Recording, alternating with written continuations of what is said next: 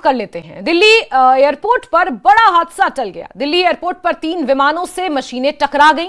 आंधी की वजह से एयर इंडिया के 3 विमान क्षतिग्रस्त हुए हैं। दिल्ली के इंदिरा गांधी अंतर्राष्ट्रीय हवाई अड्डे पर रविवार को अचानक आई तेज हवाओं और बारिश से बड़ा हादसा होते होते टल गया। टर्मिनल 2 पर खड़े एयर इंडिया के 3 नैरो बॉडी विमान ग्राउंड सपोर्ट इक्विपमेंट की चपेट में आकर क्षतिग्रस्त हो गए। देखिए ये तस्वीरें सामने आई हैं दिल्ली अंतर्राष्ट्रीय हवाई अड्डे के टर्मिनल 2 से, जहां टैक्सीवे पर खड़े हुए ये 3 एयर इंडिया के विमान अचानक इन ग्राउंड इक्विपमेंट से टकरा गए और विमान क्षतिग्रस्त हुए हैं। तीनों विमानों को तत्काल ऑपरेशन से बाहर कर दिया गया है।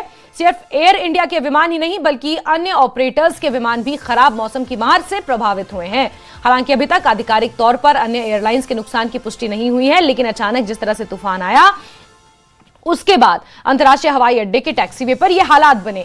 ये वो सीढ़ियां हैं जिससे आप विमान के अंदर जाते हैं या विमान से जब नीचे उतरते हैं, ये ग्राउंड इक्विपमेंट्स कहलाते हैं। और ऐसे में यहाँ टैक्सीवे पर जहां पर विमानों को पार्क किया जाता है वहां 3 विमान खड़े हुए थे एयर इंडिया के। अभी तक एयर इंडिया के विमानों के क्षतिग्रस्त होने की जानकारी मिल रही है, लेकिन कुछ और भी यहां पर एयरलाइंस खड़ी हुई थी, कुछ और कंपनियों के विमान खड़े हुए थे, उनकी सूचना अभी तक नहीं आई है। लेकिन एयर इंडिया के 3 विमानों को क्षति पहुंची और उन्हें तत्काल ऑपरेशन से बाहर कर दिया गया है। यानी कि अब वो किसी भी तरह की फिलहाल उड़ान नहीं भरेंगे जब तक जांच पूरी नहीं हो जाती, उनकी टेक्निकल जांच पूरी नहीं कर ली जाती।